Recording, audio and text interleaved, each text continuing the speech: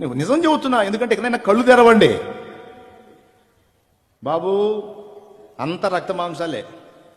ఏ చిన్న అవయవం తేడా పడినా ముసుగేయటమే, ముఖానికి ముసుగేయటమే. అందరూ వస్తారు, అట్ట అయిపోయిందా అంటారు, తీసుకెళ్ళి భూస్థాపన చేసేస్తారు. 11 రోజు 15 రోజు దినం చేస్తారు. క్రైస్తవులు అయితేనే జ్ఞాపకార్థ కూటం పెడతారు. అయిపోయిన తర్వాత ఆ జ్ఞాపకాలు కూడా ఒక సంవత్సరంలో మర్చిపోతారు. ఇంకేం ఉండదు సోదరా.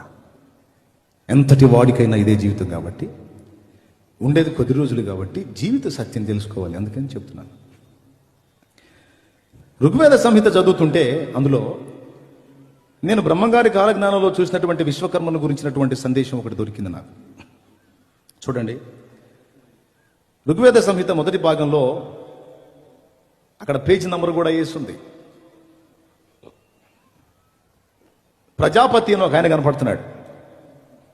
ఆయనకి మొత్తం 39 పేర్లు ఉన్నాయి. 39 పేర్లలో 17వ పేరు చూడండి, కనపడుతుందా మీకు? ఏమనుంది? ప్రజాపతిర్వై విశ్వకర్మ అనుందా? సరే, 2వ పేరు చూడండి, ప్రజాపతిరగ్ని. ప్రజాపతి అనే ఒక ఆయన ఉన్నాడు, ఆయనకు మొత్తం 39 పేర్లు ఉన్నాయి.